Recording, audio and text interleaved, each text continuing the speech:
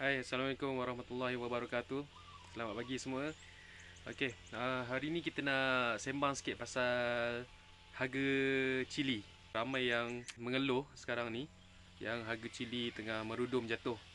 Macam cili Sakata 461. Cili tu ada yang jual harganya RM1.5 pada pemborong. Rendah ya, sebenarnya memang rendah pun. Berbanding dengan kos yang petani dah keluarkan, kos untuk tanam pokok cili sakata tu sebenarnya tinggi. Kos baja, kos racun, itu belum dengan dia punya facilities lagi. Contoh macam tu lah, macam pam-pam semua, tangki kan. Jadi apa yang petani harapkan adalah harganya tak jatuh serendah tu. Okey. Dia lagi terkesan pada petani yang dia punya kuantiti tanaman dia sikit, jadi dia mengharapkan pulangan yang tinggi. Tapi kalau untuk petani yang tanam banyak mungkin tak terasa sangat lah. Yang sebenarnya kita punya matematiknya adalah kita kena jual ikut kuantiti. Okey. Kuantiti dan berat. Okey. Lagi banyak kuantiti yang kita jual, harga yang rendah pun kita tak terasa sangat. Tapi kalau kuantiti kita sikit, kita akan terasa bila harga tu jadi rendah. Bila kita nak mula menanam, berapa pendapatan yang kita nak? Contohnya, boleh ke kalau kita tanam 1000 polybag? Contoh kita ambil satu jenis tanaman lah, satu polybag sakata. 1000 polybag sakata, boleh ke kita tampung untuk pendapatan selama satu bulan semai, 40 ke 45 hari nak membesar sebelum keluar hasil, hampir 3 bulan juga kita nak tunggu hasil tu. Lepas tu kita kutip hasil cili sakata tu lebih kurang dalam 3 bulan, 4 bulan, paling lama 6 bulan. Okey, itu bergantung kepada cara penjagaan masing-masing lah. Kita baja, jaga penjagaan baja macam mana, penjagaan racun macam mana.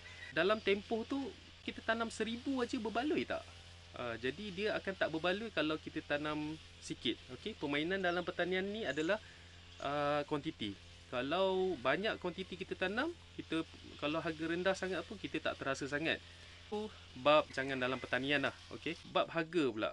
Harga ni sebenarnya bukan cili aja tau yang jatuh. Harga ni boleh katakan hampir kebanyakan produk-produk hasil pertanian yang ada lambakan sekarang, yang harga jatuh sekarang. Antara yang jatuh teruk adalah nenas, tembikai, pisang. Tapi ada harga yang tengah naik sekarang. Apa benda? Harga minyak masak. Ada kaitan dengan trend ataupun satu pattern yang kita panggil dalam marketing, kita panggil demand and supply. Okay? Demand and supply ni apa benda? Dalam bahasa Melayunya adalah demand adalah permintaan, supply adalah pembekalan. Okay? Makna dia, harga komoditi ni dia bergantung kepada permintaan dan pembekalan. Okay? Katalah harga kelapa. Okay? Harga kelapa dia naik bila ada permintaan tinggi waktu musim perayaan. Contoh, sebab waktu musim perayaan ramai orang nak guna kelapa. Ramai orang nak guna santan. Orang nak masak rendang, orang nak masak ketupat. Ketupat guna rendang ke tak? Ketupat guna kelapa tak? Tak. Bila permintaan dalam satu-satu tempoh tu tinggi, petani hanya dapat supply kurang, jadi waktu tu harga akan naik. Siapa yang naikkan harga? Tapi pemborong, dia akan cuba tawarkan harga yang lebih baik kepada petani supaya petani boleh jual dekat dia orang. Contohnya, satu petani, pemborong yang nak ambil dekat dia ada sampai 5. Tapi petani tu boleh supply kepada 2 orang pemborong aja. Jadi petani ni dia akan start demand. Okey, demand apa? Demand siapa pemborong yang boleh tawarkan harga lebih tinggi, dia akan jual pada pemborong tu.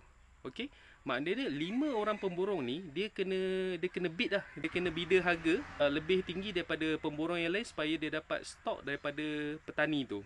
Dekat situ bermulanya kenaikan harga. Harga kelapa tu akan jadi tinggi daripada yang hari biasa. Sebab apa? Sebab supply daripada petani ni start berkurangan.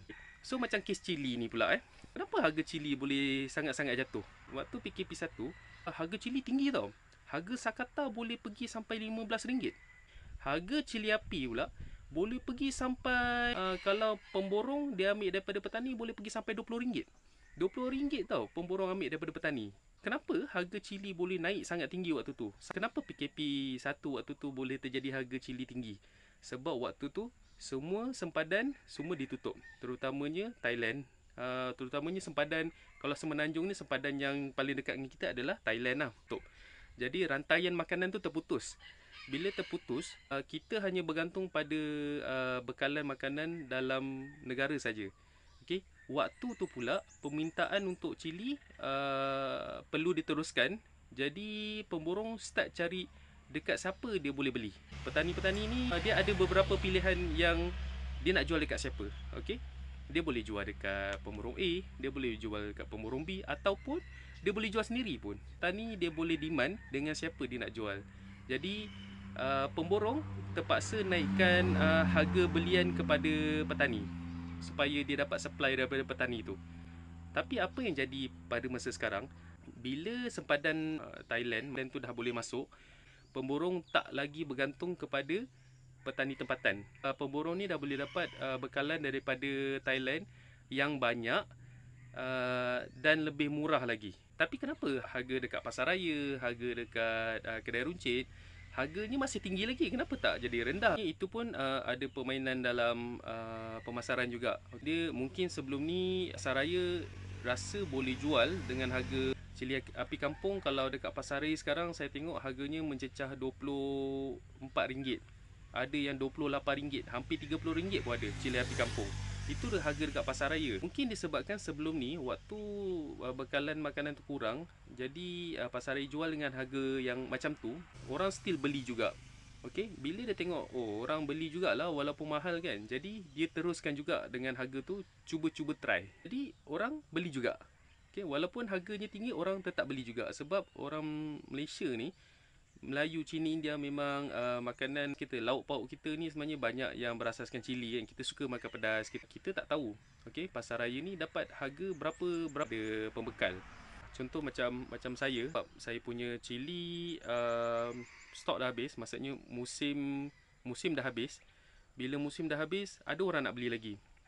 Jadi bila ada orang nak beli lagi, saya yang nak beli dengan saya adalah pemborong. Tak nak hilang customer ni. Saya tak nak hilang pembeli-pembeli saya yang mungkin saya akan bergantung juga dengan diorang pada musim akan datang.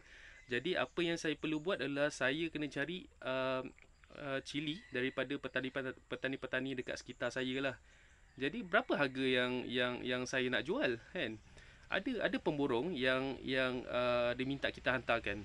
Okey. Jadi kos penghantaran tu kena ambil kira juga. Lepas tu saya kena keluar kos lagi.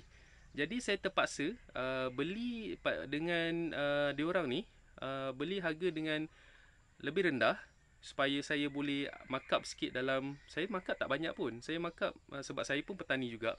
Jadi saya markup dalam RM2-3 daripada harga yang petani yang saya beli tu, dan saya jual balik dekat pemborong harga borong. Bagi contoh lah, saya bagi contoh macam cili api kampung.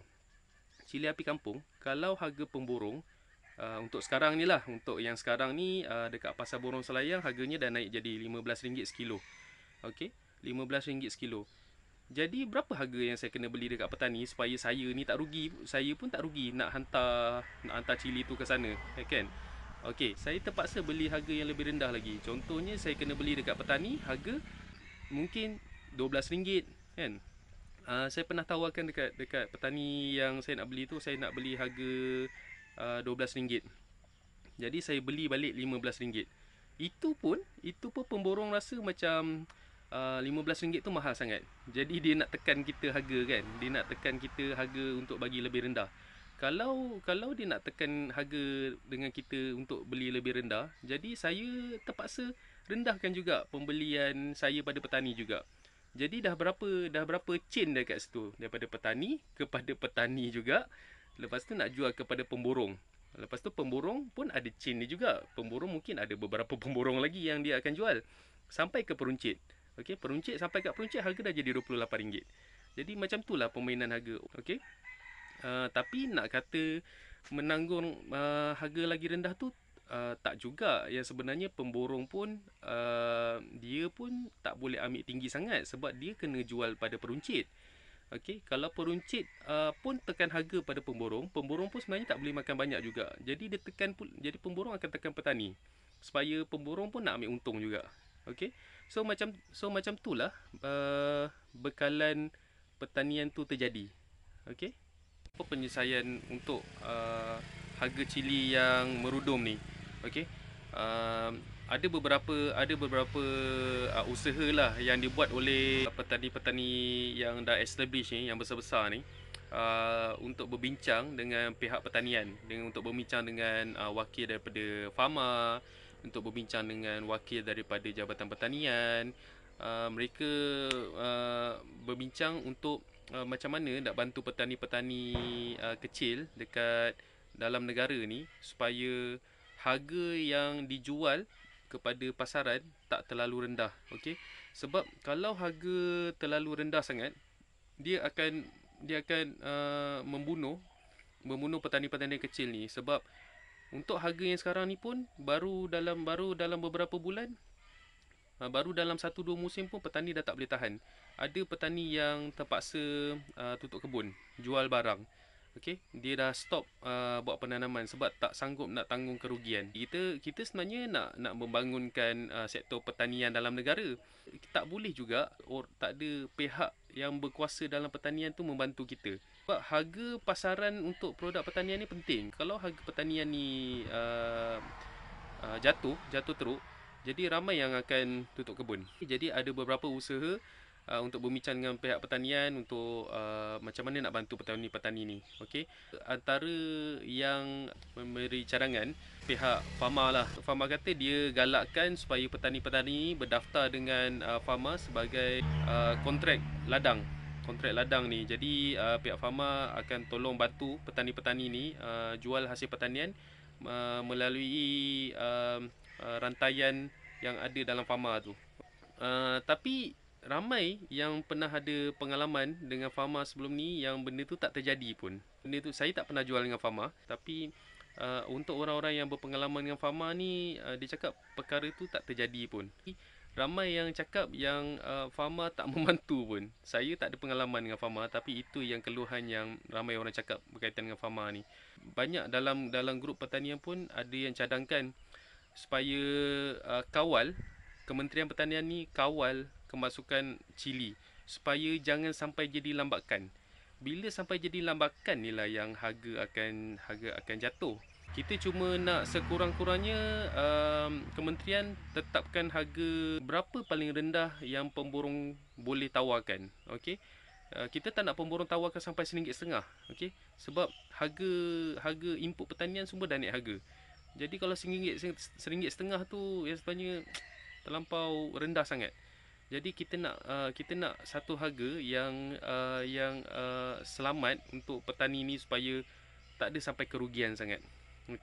Jadi itu antara usaha-usaha yang beberapa pengusaha pertanian besar-besar ni yang dah establish ni cuba berbincang dengan pihak-pihak kementerian, dengan farma, dengan peladang, untuk bantu petani-petani kecil kita ni supaya kita dapat bangunkan lagi sektor pertanian dalam negara kita supaya kita tak lagi bergantung dengan sumber makanan daripada luar.